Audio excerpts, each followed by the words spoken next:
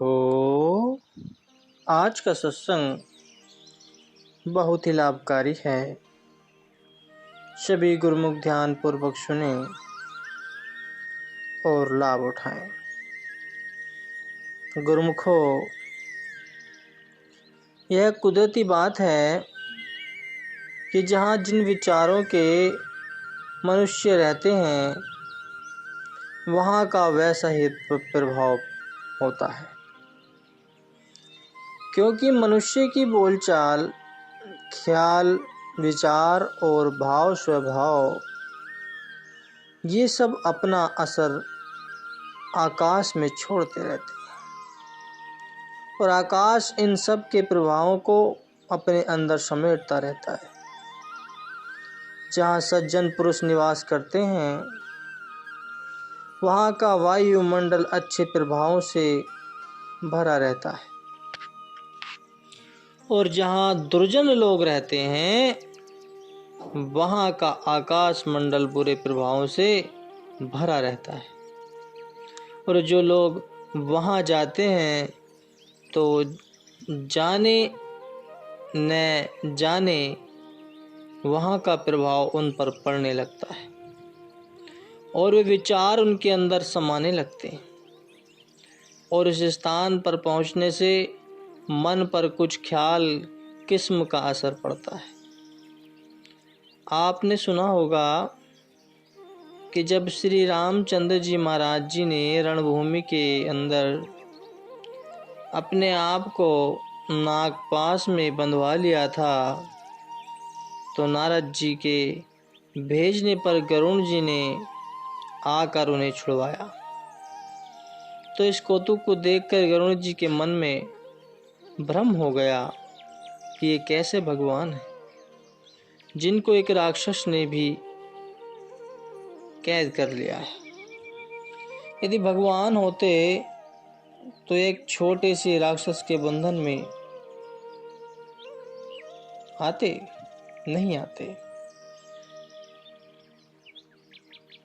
उत्तरकांड में बताया गया है कि भव बंधन ते छूट ही नर जपी जाकर नाम, खर्ब निशाचर बांधे हो नाग पास सोई राम।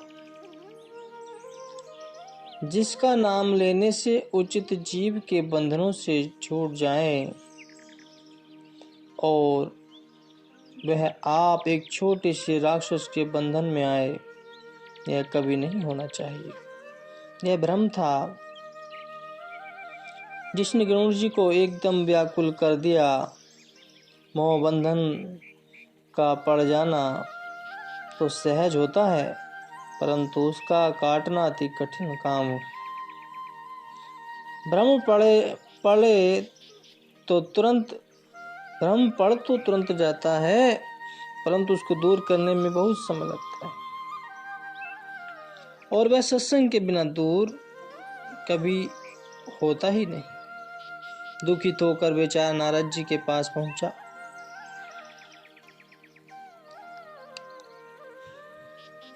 नारद जी ने ब्रह्मा जी के पास भेज दिया, लेकिन ब्रह्मा जी ने भी इस कार्य को अपनी शक्ति से बाहर जाना उन्होंने शिव जी के पास भेज दिया। शिव जी ने कहा कि ये गरुण, यह भ्रम मामूली भ्रम नहीं है।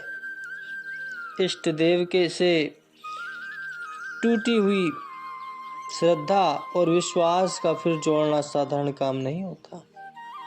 इसके लिए चिरकाल तक सत्संग की आवश्यकता है, तब कहीं जाकर तुम्हारा भ्रम दूर हो सकता है। इसलिए मेरी सम्मति में तुम काक भुसुंडी जी के पास जाओ, वहाँ पर हर समय सत्संग होता रहता है।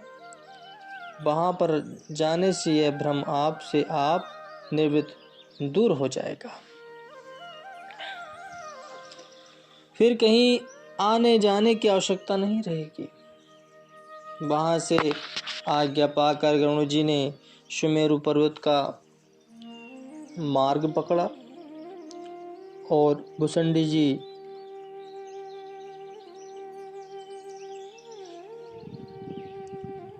के आश्रम पर जा पहुंचे। परंतु उस मंडल में प्रवेश करते ही मन पर कुछ ऐसा प्रभाव पड़ा कि विचारों ने तत्काल पलटा खाया। जिस संशय को लेकर वहां गए थे, मार्ग में ही साफ हो गया। लेकिन फिर भी उन्होंने कुछ काल वहां ठहरकर काकभूषण जी के सत्संग से बहुत कुछ लाभ प्राप्त किया। श्री रामायण में कहा है कि बिन सत्संग न हरि कथा, ते ही बिन मोह न भाग, मोह गए बिन राम पद, होए न दृढ़ अनुराग। कि महापुरुष संसार में चमकते हुए सूरज के समान होते हैं। उनके तरफ रुख करते ही मन का अंधकार दूर होने लगता है और समीपता प्राप्त होने से मलिन वासनाएं आप से आप दग्ध हो जाती हैं, क्योंकि उनकी रूहानी किरणों ने दसों दिशा में फैलकर प्रकाश किया होता है और उनके मन वचन व कर्म से जो पवित्र धाराएं निकलती हैं, वे अपना मंडल बांधकर उस जगह को शुद्ध और साफ कर देती हैं। आपने कभी संत और अवतारों के चित्रों को देखा होगा। उनके शीश के चारों ओर सूर्य की किरणों के समान गोल सा चक्कर बना होता है। आम लोग उसका भेद ही नहीं जानते, परंतु वास्तव में उसका भाव यही होता है। ऐसे सत्पुरुषों की संगति का प्रभाव कुछ विशेष गुणदायक हुआ करता है और जिस सत्संग की शास्त्रों में इतनी ऊंची महिमा गायन हुई है, वह इन्हीं का सत्संग होता है। जिनको सौभाग्य से ऐसा सत्संग मिल गया है, उनकी किस्मत का क्या कहना है।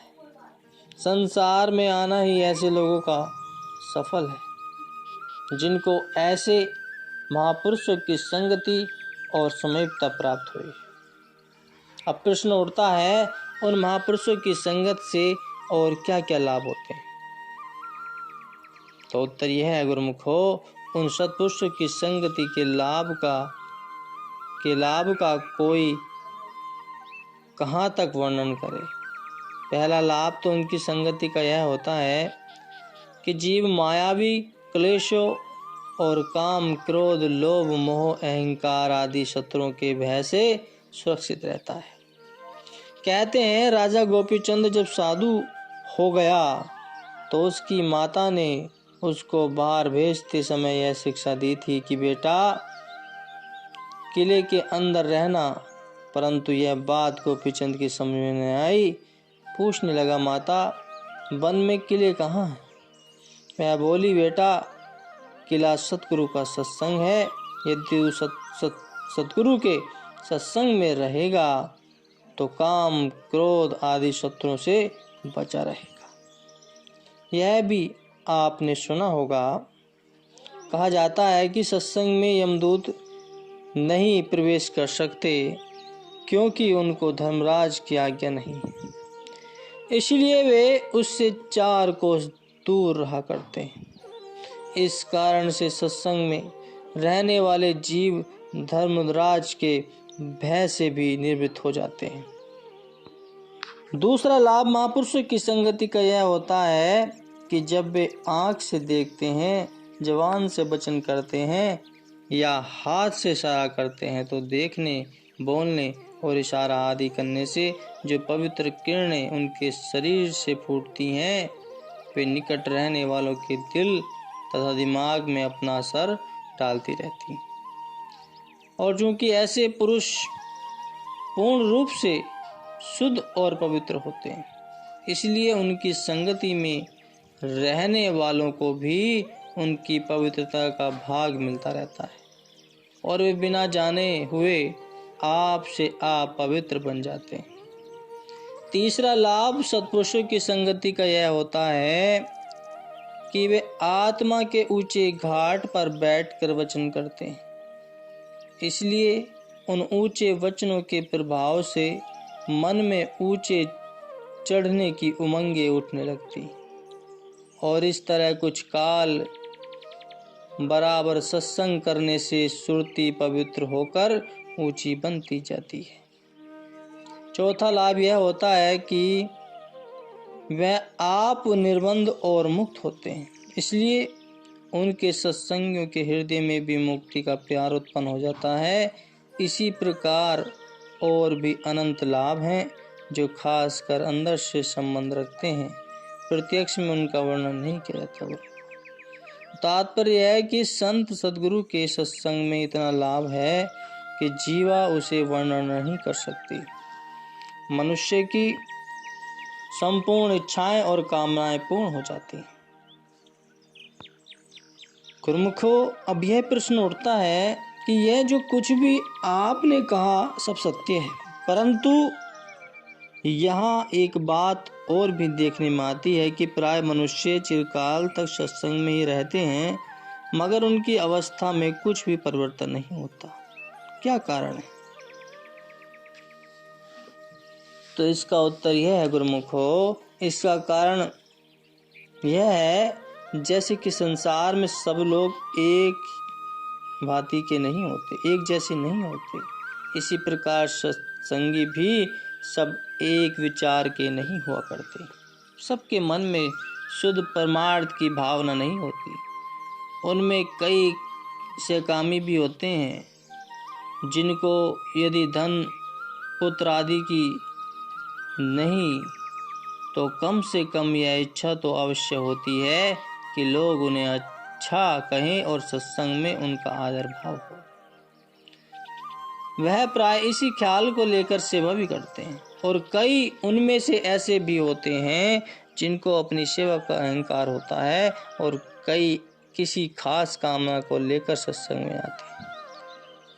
कुछ काल सत्संग में रहकर, कुछ समय सत्संग में रहकर देखा यदि प्रयोजन सिद्ध हुआ तो अच्छा, अन्यथा बाहर जाकर संतों की निंदा करनी शुरू कर देते हैं। इसलिए इसके बीच अंतर होना बहुत जरूरी है। और दूसरे सत्संग में रहते हुए इसके लाभ से वंचित रहने का कारण यह भी होता है कि वे लोग संत सत्पुरुषों की महिमा और बड़ाई को नहीं जानते।